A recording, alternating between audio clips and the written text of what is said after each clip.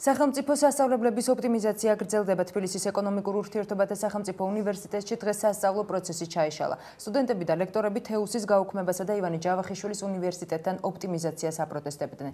გავრცელებული ინფორმაციით კი თეუსის შენობა შესაძლოა გაყიდულიც არის, მისი შეერთება კი უნივერსიტეტის მაღლივ კორპუსთან იგეგმება. არსებული ინფორმაციას უნივერსიტეტის რექტორი ავთანდილ ჩუთლაშვილი უარყოფს. რა კომენტარებს აკეთებენ განათლების სამინისტროში და ეკონომიკის სამინისტროში. სოფო დემეტრაშვილის სიუჟეტიდან შეიტყობთ.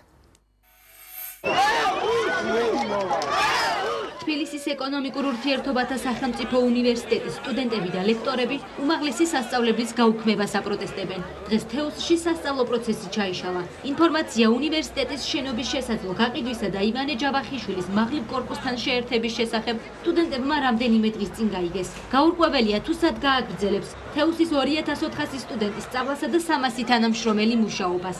ჩვენი უფლებები დაირღვა, ჩვენი არჩევანის უფლება პირველ რიგში. რატო უნდა წავიდეთ? მე აქ შევაბარე, მე 7-ს არ მეწერათ ესეუ, რატო უნდა წავიდეთ? აქეთ გადმოდიან ესეუდან. გავრცელდა ინფორმაცია, რომ თითოს თეუს უერთდება ჯავახიშვილს.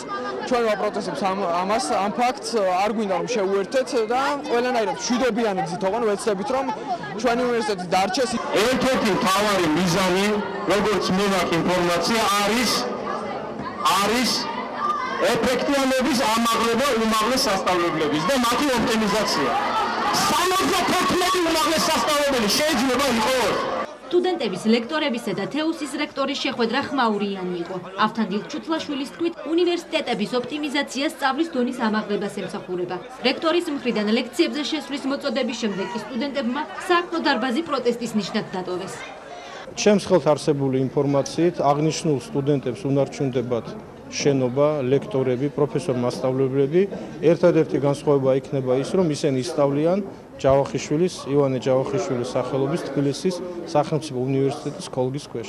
იმედი იმისა, რომ რაღაცა იქნება, ეს არის სიტყვიანი რექტორის გამოსვლით, რომ მეუბნება, რომ ეს არის დოკუმენტი, ეს არის საბუთი იმისა, რომ ჩვენ გქონდეს სიმშვიდის საფუძველი, ეს არ არის არაფერი. ოფიციალური ინფორმაციის გასაგებად და თეუსის გაუქმებასთან დაკავშირებულ კითხვაზე საპასუხოდ სტუდენტების ნაწილმა განათლების სამინისტროში გადაინაცვლა, თუმცა პასუხი მათთვის აქ არავის გაუცია. სტუდენტები ამბობენ, რომ ივანე ჯავახიშვილის უნივერსიტეტს არ აქვს იმდენი რესურსი, რომ თეუსის მრავალრიცხოვანი კონტინგენტი მიიღოს.